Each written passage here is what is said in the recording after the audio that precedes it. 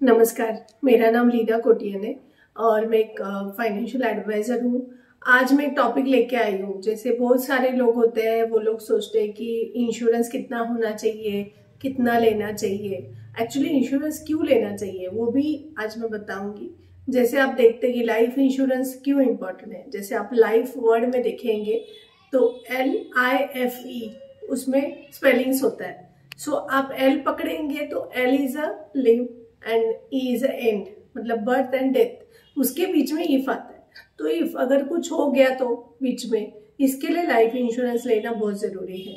और जैसे बहुत सारे लोगों की क्वेश्चन होते हैं कि लाइफ इंश्योरेंस ले तो कितना ले, कितना सम एश्योर्ड ले, हमें कुछ मालूम ही नहीं है। तो आज ये उसके रिगार्डिंग मैं वीडियो बना रही हूँ, क्योंकि एक हमारा जैसे बोलते हैं ना कि हमारा एक वैल्यू होता है, इसको बोलते हैं ह्यूमन लाइफ वैल्यू।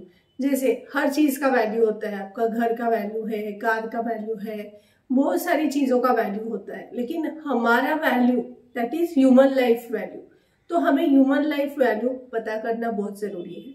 हमें ह्यूमन लाइफ वैल्यू कैसे कैलकुलेट करें, तो मैं आपको बताऊंगी कैसे आज कैलकुलेट करना है। और आप सब पेन और पेपर ले लीजिए और आप ह्यूमन लाइफ वैल्यू आपका निकालेंगे। तो इससे क्या होगा, आपका जो भी इंश्योरेंस भी होगा अगर आपके पास, तो आप उसमें देखेंगे कि कितना जरूरी है और आपको कितना लेना चाहिए, वो आप कैलकुलेट करके ले लीजिए। तो उससे क्या होगा, आप बैक ऑफ द माइंड, मतलब आपके शांत हो जाएंगे, पीसफुल रहेगा कि मेरे बाद मेरी फैमिली का क्या होगा। क्योंकि जो भी घर में जो ब्रेड अर्नर होता है, जो घर में पैसा लेके आता है, उसका लाइफ इंश्योरेंस उसके ह्यूमन लाइफ वैल्यू के हिसाब से ही आपको कैलकुलेट करना जरूरी है। तो चलो हम लोग ह्यूमन लाइफ वैल्यू कैलकुलेट करते हैं। एग्जाम्पल, एक ए आदमी है, नेम दिया ए है। ए 30 ईयर्स का एक आदमी है। ओके, सो 30 ईयर्स का आदमी जो है वो 30 ईयर्स काम करेगा। जैसे हम बोलते हैं रिटायरमेंट एज 60, उसके बाद भी लोग काम करते हैं, लेकिन हम लोग एक रिटायरमेंट एज लेंगे 60।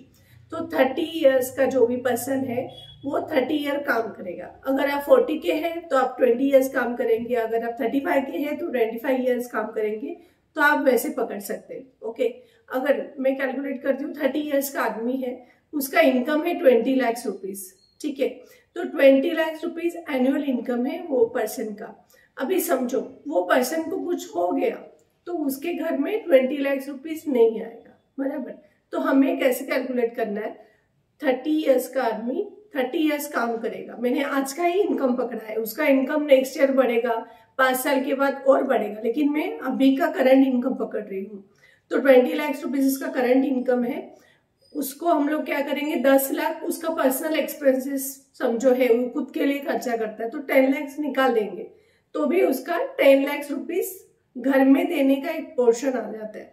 10 लाख रुपीज वो फैमिली के लिए देते हैं। ठीक है, तो 30 ईयर्स इंटू 10 लैक्स। ओके, तो कितना होता है, 30 years into 10 lakh is 3 crore rupees. Okay, so 3 crore rupees उसका ह्यूमन लाइफ वैल्यू आ गया। तो आपको क्या करना है, जैसे आप कोई भी एज में है तो आप इसके हिसाब से आप कैलकुलेट कीजिए। आपका करंट एज मतलब माइनर retirement age minus current age, वो जितना होगा उससे मल्टीप्लाई बाय आपका जो भी आप फैमिली में इनकम दे रहे हो वो कैलकुलेट करिए। अभी ये आदमी जो है ए पर्सन है, इसको 3 करोड़ का इंश्योरेंस होना बहुत जरूरी है। किसके लिए, अगर उसको कुछ हो भी गया तो उसके फैमिली को 3 करोड़ रुपया आ जाएगा। उससे क्या होगा, वो पर्सन का फैमिली फाइनेंशियली उनको कभी प्रॉब्लम नहीं आएगा।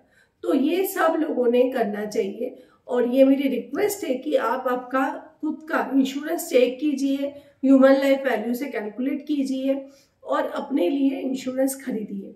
इसके रिगार्डिंग हमारे पास बहुत सारे प्लान्स हैं, अलग अलग टर्म इंश्योरेंस के। अगर आप चाहिए तो हमें कंसल्ट कर सकते हैं, हम आपको अच्छा सॉल्यूशन देंगे।